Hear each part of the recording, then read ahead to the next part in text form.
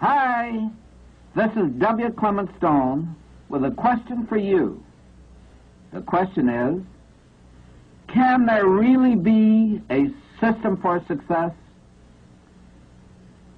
Today, right at this moment, in every part of the world, there are those who wonder what they can do to get further along towards some shining goal and to their own self-improvement. Everyone wants something, no matter what it is.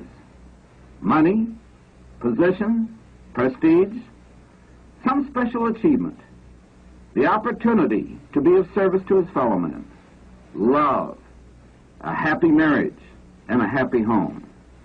Everyone yearns for some kind of fulfillment, success in some form, to be happy, to be healthy, to be wealthy, and to experience the true riches of life. These are universal desires, and it's these inner urges which inspire us to action. Why does one man succeed and another fail? There is an answer, and it will be found in this magic cassette. For there are formulas, prescriptions, recipes, rules, principles, systems, even treasure maps, if you please, which when followed in proper sequence, bring the good things in life to those who seek them. Often the rules for success are so simple and so obvious, they aren't even seen. But when you search for them, you too can find them. And during the search, something wonderful happens. You acquire knowledge. You gain experience. You become inspired. And then you begin to recognize the necessary ingredients for success.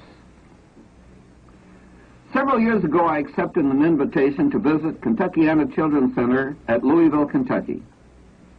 I heard that Dr. Lorraine Golden, its directress, had given up a large income from her private practice to use her talents, experience, and the help of a higher power to help crippled children walk.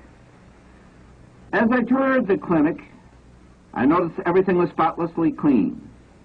I stopped when I saw a little girl seated in a chair. "What's your name?" I asked gently. "Jenny," she replied. The girl's mother was seated nearby, so I asked her to tell me about Jenny. The mother's eyes looked into mine as she said, "Jenny is 6 years of age. For the first 4 years of her life, she was a cripple, unable to walk. We didn't have money, so I brought her to the clinic. Dr. Golden told me that Jenny had a nerve blockage. Now, Jenny can walk." The mother hesitated. From her expression, I felt she had something more to say, something personal, so I waited. "Mr. Stone, I want you to know that..." She hesitated again, and then she said it. "Outside my church, this is the only house in which I feel the presence of God." When she finished, her head was bowed as if to hide her emotions and perhaps a tear.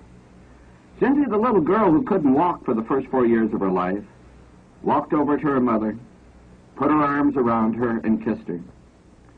And as I continued my tour through the clinic, I realized that it was a driving desire of Dr. Golden which had made Kentuckiana a reality. A generous, dedicated, self-sacrificing desire that could not be held down. But to move one to action, desire must be joined to ambition and initiative. How does one develop ambition when he isn't ambitious? How does he develop initiative when he doesn't have it? How do you motivate yourself or another person to action? These are the questions I've often been asked by persons in all walks of life: parents, teachers, ministers, salesmen, sales managers, executives, and high school and college students. First, develop the desire, I respond. But how do you germinate a desire? How do you begin? These answers will become self-evident as you listen. Listen for the message that is applicable to you. Remember, there is magic in desire. Also, magic lies in the skill of the magician. And skill depends upon three necessary ingredients. In fact, continuous success in each human activity always depends upon these three same important ingredients. This I learned, and this I proved, as I first developed my sales system that never fails, which later led me to an amazing discovery, the success system that never fails. And I know from experience that if you will take a journey with me through this recording on a treasure hunt, you too will be able to use the success system that never fails to bring your worthwhile desires into reality.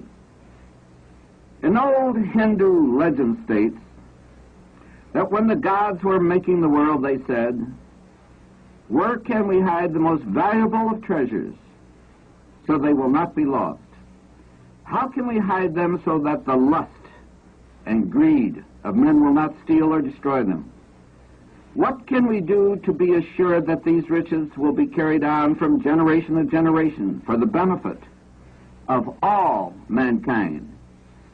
So in their wisdom, they selected a hiding place that was so obvious it wouldn't be seen. And there they placed the true riches of life, endowed with the magic power of perpetual self-replenishment. In this hiding place,